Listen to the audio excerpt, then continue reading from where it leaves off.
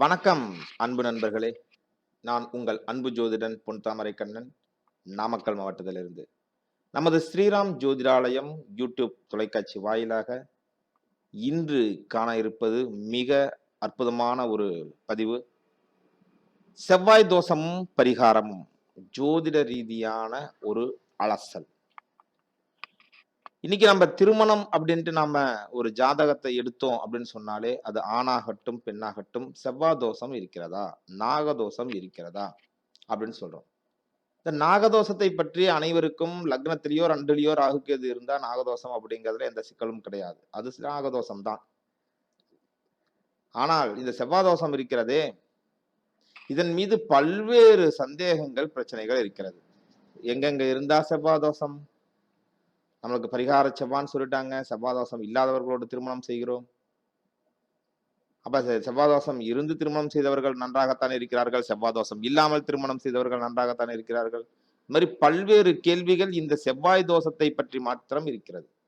அதற்கேனும் பரிகாரம் இருக்கிறதா, அந்த பரிகாரங்கள் செய்தால் வாழ்க்கை சிறப்பாக இருக்குமா, இது மாதிரி இதற்கெல்லாமே இந்த பதிவிலே ஒரு முழுமையான பதில்களை நீங்கள் அடைவீர்கள். அதனால கடைசியிலே அந்த பரிகாரங்கள் எல்லாம் சிறப்பாக சொல்லப்பட்டிருக்கிறது.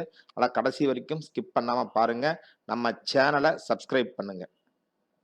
சரி, செவ்வாய் தோஷம்னா என்னதாங்க அப்படின்னு பார்க்கும் பொழுது, லக்னத்திலே இருந்து, அதாவது உங்க ஜாதகத்திலே லா அப்படின்னு போட்டிருப்பாங்க, அது லக்குன்னு போட்டிருப்பாங்க, அதான் லக்னம். அந்த லக்னத்தை 1 அப்படின்னு வச்சு நீங்க கோயிலை சுற்றி வரும் மாதிரி வளமாக நீங்க சுத்திட்டு வந்து 1, 2, 3ன்னு சொன்னீங்கன்னா, அங்கே 2, 4, 7, 8, 12 ஆகிய இடங்களிலே செவ்வாய் அமர்ந்திருந்தார் என்றால் அது செவ்வாய் தோஷம் அப்படின்னு நம்ம சொல்றோம். சரிங்களா? இத பாத்தீங்கன்னா லக்னத்துல இருந்து 2, 4, 7, 8, 12 அப்படிங்கிற இடத்தை பார்ப்பது போலவே சந்திரன் இருக்கக்கூடிய இடம், அதாவது உங்களுடைய ராசி, அந்த ராசி என்ன ராசியோ அங்கே இருந்து இதே மாதிரி எண்ணி அந்த இடத்துல எல்லாம் செவ்வாய் இருந்தாலும் அதுவும் ஒரு செவ்வாய் தோஷம்தான் அப்படின்னு சொல்லப்படுகிறது. அடுத்தது சுக்கிரன். சுக்கிரன் எங்கே அமர்ந்திருக்கிறாரோ அங்க இருந்து அந்த செவ்வாய் என்ன இடத்துல இருக்கிறது அப்படின்னு பார்த்து நம்ம சொல்லும் போது அதுவும் செவ்வாய் தோஷம்தான் அப்படின்னு சொல்றோம். அப்ப இந்த 3 லெவல்ல 3 கிரகமும் 3 இடங்களிலே அமர்ந்திருக்கிறது அப்படின்னு சொல்லும் போது ஒரு இடத்திற்கும் 5 பொசிஷன்ஸ் கொடுக்குறாங்க அப்படின்னு சொல்லும் போது 3 இடத்துல இருந்துச்சுன்னு வைங்களேன், கன்ஃபார்ம்டு ஏதாச்சும் ஒரு விஷயத்துல மாட்டி செவ்வாய் தோஷம் உண்டாகிடுமே அப்படின்ட்டு உங்களுக்கு ஒரு சந்தேகம் ஏற்படும். எஸ், அந்த சந்தேகம் அனைவருக்குமே உண்டாகத்தான் செய்யும். சரிங்களா? அப்ப பாத்தீங்கன்னா இது மட்டும் இல்லைங்க, இதுக்கும் மேல ஒரு சில ஜோதிடர்கள் அனுபவத்தில் அப்படின்னு சொல்லிட்டு லக்னத்தில் செவ்வாய் இருந்தாலும் செவ்வாய் தோஷம் தான், அல்லது ராசியிலே அல்லது சுக்கரனோடு செவ்வாய் இருந்தாலும் செவ்வாய் தோஷம் தான் அப்படின்னு சொல்லுபவர்கள் இருக்கிறார்கள். 6ஆம் இடத்திலே லக்னத்திற்கோ ராசிக்கோ சந்திரனுக்கோ 6ஆம் இடத்திலே செவ்வாய் இருந்தாலும் செவ்வாய் தோஷம் தான் அப்படின்னு எடுத்துக்கிறாங்க. இத 100க்கு 99 ஜோதிடர்கள் எடுத்துக்கொள்வது இல்லை. 2, 4, 7, 8, 12 மட்டும்தான் எடுத்துக்கிறாங்க. சரி, இது எல்லாமே இத்தனை இடங்கள்ல இருந்தா எப்படியும் செவ்வாய் தோஷம் வந்துருமே அப்படின்னு சொல்றோம் இல்லைங்களா? ஆமாம், வரத்தான் செய்யும். பல குடும்பங்களிலே பல்வேறு சிக்கல்கள் உருவாவதற்கு இதெல்லாம் ஒரு காரணமாக இருப்பதை அனுபவத்திலே நம்ம அந்த பிரச்சனைன்ட்டு வர்றாங்க இல்லையா, அந்த ஜாதகங்களை ஆராயும் பொழுது தெரிகிறது. இதை பல நபர்கள், ஒரு 100 நபர்கள் இருக்காங்கன்னு சொல்லும் போது ஒரு 80க்கும் மேற்பட்ட 90% நபர்களே பார்த்தீங்கன்னா சந்திரனில் இருந்தும் சுக்கிரனில் இருந்தும் இந்த கணக்கு எடுப்பது இல்லை. அப்ப நம்ம லக்னத்திலே இருந்து எடுக்கக்கூடிய அந்த கணக்கு தான் ஒரு 50-60% பவர்ஃபுல்லா இருக்கும். சந்திரன்ல இருந்து எடுப்பது, சுக்கிரன்ல இருந்து எடுப்பது ஒரு 20%, 25% அளவிற்குத்தான் அதனுடைய பவர் இருக்கும் அப்படிங்கிற மாதிரியும் ஒரு கணக்கீடுகள் இருக்கிறது. சரி, அந்த கணக்கீடுகள் அப்படியே இருக்கட்டும். நாம அடுத்த கட்டத்திற்கு போகலாம். இப்ப செவ்வாய் தோஷம் என்ன செய்யும்? செவ்வாய் என்றால் ஒரு படை தளபதி, பலம் மிக்கவன், தான் இருக்கக்கூடிய இடத்தை ஆளுமை செய்பவன், அது தனது அதிகாரத்திலே இருக்க வேண்டும் அப்படின்னு நினைக்கிறவங்க. நான் எப்படியெல்லாம் ஆட்டுவிக்கிறோமோ அது மாதிரி எல்லாம் அந்த இடம் ஆட்டுவித்துக் கொண்டிருக்க வேண்டும் அப்படின்னு நினைக்கிறது தானே தளபதியுடைய வேலை. அப்ப ஒரு செயலை வேகமாக வலிமையுடன் செய்து முடிக்க தூண்டுபவர் செவ்வாய் அப்படிங்கிறத மைண்ட்ல எடுத்துக்கணும். இது வந்து மக்களுக்கான பதிவு மட்டும் கிடையாதுங்க, ஜோதிட மாணவர்களுக்கான பதிவும் இதுதான். செவ்வாய் தோஷத்தை பற்றி நாம் சரியாக புரிந்து கொள்ளாமல் இருப்போமானால் நம்ம செவ்வாய் தோஷத்திற்கான அந்த பலன்களை சொல்லும் போது கோட்டை விட்டுருவோம். அதாவது ஜாதகத்திலே எந்த ஸ்தானத்தில் செவ்வாய் அமர்ந்திருக்கிறாரோ அந்த இடத்திற்கான பலனை வேகமாக கொடுக்க அவர் முயற்சி செய்வார், பலமாக கொடுக்க முயற்சி செய்வார், வலிமையுடன் முடிக்க முயற்சி செய்வார். அதுல தடங்கள் வந்துச்சுன்னு வைங்கள, செவ்வாயுடைய எதிர்மறை குணம் என்ன? ஜெயில போடுங்க, தலைய சீவுங்க, கைய வெட்டுங்க, சவுக்கடி கொடுங்க, அப்படித்தானே தளபதி சொல்லுவார். அப்ப செவ்வாயுடைய எதிர்மறை குணமானது கோபம், ஆவேசம், வெறித்தனம், இதையெல்லாம் வெளிப்படும். பெரும்பான்மையாக செவ்வாய் தோஷம் உள்ள நபர்களுக்கு மற்றவர்களை காட்டிலும் அந்த கோபம், ஆவேசம், வெறித்தனம் ஆகியவையெல்லாம் தான் நினைத்தது நடக்காத போது மட்டும் வெளிப்படும். இது வந்து மிகச்சிறந்த ஆகச்சிறந்த வீரர்கள் எப்பவுமே கோபமாகவே இருக்க மாட்டார்கள். தன்னை எதிர்க்கும் போது தன்னுடைய திறமை அந்த இடத்துல தோற்றுவிடும் போது மிகப்பெரிய அளவிலே கோபப்படுவார்கள். சாதாரண நபர்கள், செவ்வாய் தோஷம் இல்லாத நபர்கள் எப்ப பார்த்தாலும் கோவிச்சுட்டே இருக்கிறதுக்கான வாய்ப்பு இருக்கிறது. அவருடைய கோபம் ஒரு அளவிலே அப்படியே அடங்கி போய்விடும். செவ்வாய் தோஷம் உள்ள நபர்கள் கோபப்பட்டால் அந்த கோபம் காட்டுத்தீ மாதிரி இருக்கும். சரிங்களா? அப்ப இந்த 2, 4, 7, 8, 12 ஆகிய இடங்கள் திருமண வாழ்க்கைக்கு மிக முக்கியமான இடங்கள். 2 அப்படின்னு பாத்தீங்கன்னா குடும்பஸ்தானம். ஒரு குடும்பத்திலே ஒரு பொண்ணு ஒரு பையன் நல்ல மாதிரி இருக்கணும் அப்படின்ட்டு அவங்க எதிர்பார்ப்பாங்க. நான் சொல்ற மாதிரி கேட்டு நடக்கணும்னு எதிர்பார்ப்பாங்க. அந்த மாதிரி நடக்கல அப்படின்னு சொல்லும்போது சண்டை சச்சரவுகள் வரும். அடுத்து 4 தன்னுடைய வீடு, ஒழுக்கம், கற்பு, இந்த இடங்களிலே தன்னுடைய வாழ்க்கை துணை சிறப்பாக இருக்க வேண்டும் அப்படின்ட்டு நினைப்பாங்க, வலிமையாக இருக்க வேண்டும் நினைப்பாங்க. அதுல பிரச்சனை வந்துச்சுன்னாலும் சிக்கல். 7 என்பது வெளி உலக தொடர்பு. என்னுடைய வாழ்க்கை துணையாது வெளி உலகத்திலே எல்லாரும் மிச்சக்கூடிய அளவிலே நன்றாக இருக்க வேண்டும் அப்படின்னு நினைப்பாங்க. அதுல சிக்கல் வந்தா பிரச்சனை. 8ஆம் இடம் என்பது மறைவு ஸ்தானம், மாங்கல்ய ஸ்தானம். அப்ப நான் வாழ்க்கையிலே கடைசி வரைக்கும் என்னுடைய துணையோடு இருக்க வேண்டும் அப்படின்னு நினைப்பாங்க. அதுக்கு எதிரும் புதிருமாக ஒரு வாழ்க்கை போச்சு அப்படின்னு சொல்லும் போது அங்கேயும் அந்த கோபங்கள், ஆவேசம் எல்லாம் வரும். 12 அப்படிங்கிறது நாம் என்ன செய்தாலும் நம்முடைய ஓய்வு உட்பட வெளியில சுத்துறது, போறது, வர்றது, செலவுகள், இதையெல்லாம் வாழ்க்கை துணை அனுசரித்து சரியாக கொண்டு போக வேண்டும் அப்படின்னு நினைப்பாங்க. அதில் பிரச்சனை வந்தாலும் சிக்கல். இதெல்லாம் உலகியல் விஷயங்கள். அடுத்து அந்தரங்க விஷயங்கள். 2 வாய். செவ்வாய் எந்த இடத்துல அமர்ந்திருக்கிறாரோ அந்த இடத்தின் மீது இல்லற ஒரு உணர்வுகள் ஏற்படும் போது அந்த இடத்தின் மீது அந்த ஜாதகருக்கு அதீத விருப்பம் ஏற்படும். அப்ப 2ஆம் இடம் அப்படிங்கிறது வாயி, கமலஹாசன் மாதிரி. 4ஆம் இடம் என்பது மார்பு பகுதிகள். 7ஆம் இடம் அப்படிங்கிறது இந்த இடுப்பு பகுதிகள், பிறப்புறுப்பு பகுதிகள். 8ஆம் இடம் என்பது இன்னும் கொஞ்சம் வக்கிரமான உறவு நிலைகள், அது மாதிரி எடுத்துக்கணும். 12ஆம் இடம் என்பது படுக்கையிலே, ஒரு பஞ்சனையிலே அப்படிங்கிற மாதிரி எடுத்துக்கணும். ஒரு படத்திலே கூட ஒரு கதாநாயகனுடைய கால் கொலுசு அதையே கொஞ்சிட்டு இருப்பார், அது மாதிரின்னு எடுத்துக்கணும்.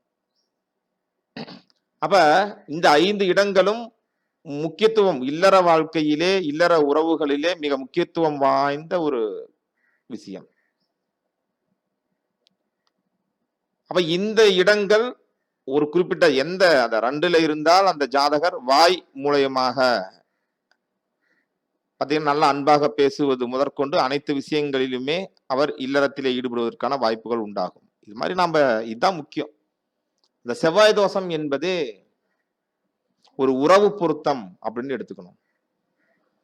அப்ப அவர் நினைக்கக்கூடிய அந்த விஷயத்திலே அப்படி ஒரு ஒரு ஆர்வம் இல்லாமல் போய்விட்டது எதிராளிக்கு, அதாவது கூட்டாளிக்கு, வாழ்க்கை துணைக்கு அப்படின்னு சொல்லும் பொழுது இவர் கோபம் ஏற்படும், பிரச்சனை ஏற்படும், ஆவேசம் ஏற்படும், வெறித்தனம் ஏற்படும். அதை வெளியே காட்டும் போது வாழ்க்கை துணையிடம் மட்டும் காட்டும்படி இருக்குமா, வெளியேயும் காட்ட வேண்டி நேரலாம். அப்ப பிரச்சனை உண்டாகும்.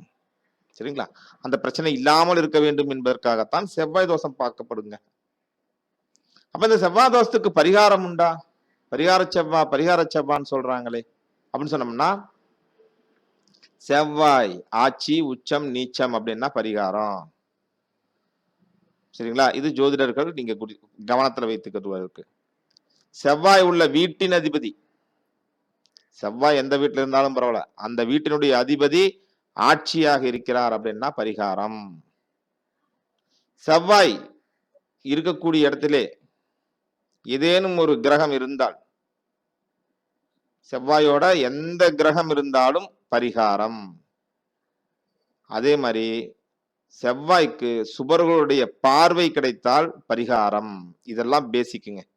செவ்வாயோட எந்த கிரகம் அமர்ந்திருந்தாலும் சரி, செவ்வாய் அமர்ந்த வீட்டினுடைய அதிபர் ஆட்சியாக இருந்தாலும் சரி, செவ்வாயே ஆட்சி, உச்சம், நீச்சம் இப்படி இருந்தாலும் சரி, சுவர்களுடைய பார்வை கிடைத்தாலும் சரி, இதெல்லாம் நாம இதுல ஒரு 4 விதிகள் சொல்லியிருக்கோம். இது மாதிரி 200க்கும் மேற்பட்ட விதிகள் இருக்கிறது. அப்ப நமக்கு செவ்வாதோஷம் வந்து விட்டது, செவ்வாதோஷம் முழுமையாக இருக்கிறது, ஐயோ அப்படின்ட்டு யாரும் பயந்து கொள்ள வேண்டாம். அந்த செவ்வாய் தோஷம் அப்படின்னு சொல்றதுக்கு இந்த 5 இடங்கள்ல செவ்வாய் இருந்தால் அப்படிங்கிறது 5 விதிகள் தான். செவ்வாய் தோஷத்தினுடைய அந்த அளவுகளை நிர்ணயம் செய்வதற்கு 200க்கும் மேற்பட்ட விதிகள் இருக்கிறது. அதிலே 1, 2, 4, 5, 10, 15 நமக்கு அந்த விதி விலக்குகள் இருக்கும் பொழுது செவ்வாய் தோஷத்தினுடைய அந்த தன்மை குறைகிறது. அதனாலதான் பரிகார செவ்வாய் அப்படின்ட்டு சொல்றாங்க. அப்ப பரிகார செவ்வாய் அப்படின்னு சொன்ன உடனே சுத்த ஜாதத்துக்கு கொடுக்கலாங்க அப்படின்ட்டு ஒரு கூட்டம் இப்பொழுது கிளம்பி கொண்டிருக்கிறது. அதை தவிர்ப்பதற்குத்தான் இந்த பதிவு. பரிகாரம் என்று கூறப்படுவது என்னவென்றால், அந்த செவ்வாய் தோஷத்தினுடைய வீரியம் குறைகிறது அப்படிங்கிறது தான். வீரியம் குறைகிறது அப்படிங்கிறது தான். நாம சந்திரனுக்கு பார்க்கணும், சுக்கிரனுக்குன்னு பார்க்கிறோம். ஒரு ஜாதகத்திலே லக்னத்திற்கும் சந்திரனுக்கும் சுக்கிரனுக்கும் செவ்வாய் தோஷமாக வந்து எந்த விதமான பரிகாரங்களும் இல்லை அப்படின்னு சொல்லும் போது அந்த செவ்வாயானது ஒரு 7ஆம் இடத்திலோ 8ஆம் இடத்திலோ இருந்துருச்சுன்னு சொன்னோம்னா அந்த ஜாதகர் காமுகன் அப்படின்னு சொல்லணும். எப்பொழுதுமே ஒரு உறவு இன்பத்தின் மீதே கவனத்தை செலுத்திக் கொண்டிருப்பவர்கள் அப்படின்ட்டு சொல்லணும். ஆனா அது மாதிரி இருக்கிறது ரொம்ப ரொம்ப ரொம்ப ரொம்ப ரேர். அது மாதிரி இருக்கும்போது அங்கே அந்த அதிபதிகள் வந்து ஏதாவது ஒரு ஆட்சி உச்சமாக நீச்சமாக இருப்பதற்கு வாய்ப்பு உண்டாகிறது. ஏதாவது ஒரு கிரகம் பார்ப்பதற்கான ஒரு விஷயம் ஏற்படுகிறது. அப்ப அது மாதிரிலாம் ஆகும்போது அதற்கு தகுதியுடைய ஒரு நபர் தான், ஆனால் அது வெளிப்படாது அப்படிங்கிற மாதிரி ஆகும். ஆனாலும் விஷம் என்பது விஷம்தான். விஷம்ங்கிறது விஷம்தான். ஒரு பால் வந்து ஒரு குடம் பால் இருக்கிறது அப்படின்னு சொன்னாலும் அதுல வந்து புறையூத்துறதுக்கு நாம ஒரு டம்ளர் மோரை பிறையூற்றினாலும் சரி, வெறும் 1 ஸ்பூன் மட்டும் போட்டு பிறையூற்றினாலும் சரி, அந்த பால் வந்து திரிந்து விடும். அது பால் வந்து என்ன ஆகுங்க, அது வந்து நமக்கு மோராகிவிடும், பாலாக இருக்காது. அது மாதிரி வந்து இது பரிகாரம் என்று சொன்னாலே பரிகாரம் என்பது நிவர்த்தி கிடையாது. செவ்வாய் தோஷத்தை நிவர்த்திக்க முடியாது. பரிகாரம் அப்படிங்கிறது கொஞ்சம் அப்படி வீரியம் குறைவு, அவ்வளவுதான். இப்ப இவங்க யாருக்கு கல்யாணம் பண்ணலாம் அப்படின்னம்னா, இதே மாதிரி பரிகார செவ்வாய் இருக்கக்கூடிய நபர்களையே திருமணம் செய்து கொள்வது உத்தமம். இல்லைன்னு சொன்னாலும் செவ்வாய் தோஷம் உள்ள நபர்களோடு இணைப்பதுதான் நலம். பரிகார செவ்வாயாக இருந்தாலும் முழு செவ்வாய் தோஷத்தோடோ அல்லது பரிகார செவ்வாய் அப்படிங்கிற அளவில் இதே மாதிரி இருக்கக்கூடிய அமைப்போடோ திருமணம் செய்வதுதான் உத்தமம். மற்றவர்களோடு சேர்த்தால் உறவு சிக்கல்கள் உண்டாகிறது அப்படிங்கிறது கேரண்டி. சரி, செவ்வாதோஷத்துக்கு அந்த கோபம் வருது, ஆத்திரம் வருது, ஆவேசம் வருது, அதெல்லாம் குறைச்சிக்கிறதுக்கு ஏதாச்சும் பண்ணலாமோ அப்படின்னு சொன்னீங்கன்னா கவனித்து பாருங்கள். செவ்வாய் தோஷம் உள்ளவர்கள் கற்பூரம் அப்படியே சுத்தி போறது, அடுத்து அந்த மிளகாய் சுத்தி போடுறது, இதெல்லாம் பண்ணக்கூடாது. சரிங்களா? இது மாதிரிலாம் பண்ணும்போது அவர்களுக்கான அந்த ஆக்ரோஷம் அதிகரிக்கும். அதே மாதிரி செவ்வாதோஷம் உள்ள நபர்கள் சகோதர சகோதரிகளுடன் அனுசரித்து செல்ல வேண்டும். அவர்களோடு சண்டை போடுவது, கோபம் கொள்வது இதெல்லாம் செய்யக்கூடாது. அதே மாதிரி ஒட்டுமொத்தமாகவே யாரோடாக இருந்தாலும் சரி, கோபத்தையும் உணவில் இருக்கக்கூடிய காரத்தையும் குறைத்துக் கொள்ள வேண்டும். அடுத்தது சீருடை அணிந்த நபர்களோடு வம்பு வைத்துக் கொள்ளக்கூடாது. அந்த சீருடை அணிந்த நபர்கள் அப்படின்னு சொல்லும்போது, உதாரணமாக போலீஸு, நம்ம பயந்துகிட்டு பேசக்கூடிய காக்கி சட்டை. அடுத்தது தூய்மை பணியாளர்கள் இருந்து, பேருந்து நடத்துனர்கள் இருந்து, ஏதாவது ஒரு அலுவலகத்துடைய பியூனாக இருந்து, யாராக மட்டும் இருக்கட்டுங்க, சீருடை அணிந்த ஒருவருடன் வம்பு வழக்குகளை வைத்துக் கொள்ள கூடாது. அவர்களை உதாசீனப்படுத்தி நடத்தக்கூடாது. அவர்களோட திட்டு வாங்கவே கூடாது. அப்படிலாம் இருந்தாலே மிகச் சிறப்புங்க. இதான் மிகச்சிறந்த பரிகாரம். அடுத்தது பார்த்தீங்கன்னா, அந்த செவ்வாதோஷம் உள்ள நபர்களை நாம ஒரு லக்கின வாரியாக பிரித்துக் கொள்ளலாம். மேசம் ரிஷபம், சிம்மம் கன்னி, தனுசு மற்றும் மகரம். இதெல்லாம் பார்த்தீங்கன்னா நெருப்பு ராசி, நிலராசி அப்படின்னு சொல்லக்கூடிய ராசிகள். இந்த நெருப்பு ராசி, நிலராசியிலே இருக்கக்கூடிய நபர்கள் எல்லாமே செவ்வாய்க்கிழமைகளில் வைத்தீஸ்வரன் கோயில், கும்பகோணத்திற்கு வடக்காக இருக்கக்கூடிய வைத்தீஸ்வரன் கோயில், அந்த ஊரில் இருக்கக்கூடிய முத்துக்குமார சுவாமியை தரிசனம் செய்யலாம். அல்லது உங்கள் ஊரிலே அருகிலே இருக்கக்கூடிய பழமையான முருகன் கோயில், ஒரு 100 ஆண்டு 500 ஆண்டு ஆயிடுச்சுங்க, பழமையான கோயில் அப்படின்னு சொல்லக்கூடிய அந்த முருகன் கோயிலே சென்று வழிபட வேண்டும். இந்த வழிபாட்டிற்கு செல்லும் போது பன்னீர், அது அபிஷேகத்திற்கு பன்னீர் கொடுத்து வரலாம். பசு நெய் வாங்கிட்டு போயிட்டு தீபம் ஏற்றலாம். முருகப்பெருமானுக்கு வெட்டிவேர் மாலையை வாங்கி தருவது மிக மிக சிறந்த பலனை கொடுக்கும். வெட்டிவேர் மாலை வாங்கி தருவது சிறந்த ஒரு பலன். அப்புறம் மிச்சம் இருக்கிற ராசிக்காரர்கள் மிதுனம் கடகம், துலாம் விருச்சிகம், கும்பம் மீனம். இந்த லக்னக்காரர்கள்லாம் பார்த்தீங்கன்னா காற்று நீர் ராசிக்காரர்கள். இந்த காற்று நீர் ராசிக்காரர்கள் இதெல்லாம் லக்னமா இருக்கும்போது இதை பண்ணும். செவ்வாய் இதில் அமர்ந்திருந்தாலுங்கிறதுல இந்த லக்னக்காரர்கள் இதை செய்யணும். இவர்கள் செவ்வாய்க்கிழமைகளிலே திருச்செந்தூர் முருகனுக்கு வழிபாடு செய்ய வேண்டும். திருச்செந்தூர் முருகன், திருச்செந்தூர் போகிறதுக்கு வாய்ப்பு இல்லை அப்படிங்கிறவங்க அருகிலே இருக்கக்கூடிய மலை மேலே இருக்கக்கூடிய முருகன் கோயில்கள், எந்த முருகனாக இருந்தாலும் சரி, மலை மேல் குன்றின் மேல், குன்று இருக்கும் இடமெல்லாம் குமரன் இருக்கும் இடம் அப்படின்னு சொல்றோம் இல்லையா? இப்ப அந்த முருகனை வழிபாடு செய்ய வேண்டும். தன்னுடைய பெயரிலே அர்ச்சனைக்கு கொடுக்க வேண்டும். தன் பெயரிலே அர்ச்சனைக்கு தர வேண்டும். இவங்களும் பசு நெய் விட்டு தீபம் ஏற்றி வழிபாடு, வெட்டிவேர் மாலை வந்து சிறப்பான பலன்களை தரும். சரிங்களா? இப்ப நம்ம இந்த பதிவிலே இறுதியாக என்ன புரிந்து கொண்டோம் அப்படின்னு சொல்லும் பொழுது, செவ்வாய் தோஷம் என்பது செவ்வாய் தோஷம் தான். பரிகார செவ்வாய் அப்படின்னு சொல்லிட்டு சுத்த ஜாதகத்தோடு இணைக்க கூடாது. அப்ப செவ்வாய் தோஷத்திற்கான அந்த கோபம், பிரச்சனை, ஒரு சங்கடங்கள் இதெல்லாம் வராம இருக்கிறதுக்கான வழிபாடுகள் என்ன அப்படின்னு பார்த்துக்கிட்டோம். சரிங்களா? நன்றி நண்பர்களே. இதே போல இன்னும் வெவ்வேறு முக்கியமான விஷயங்களோடு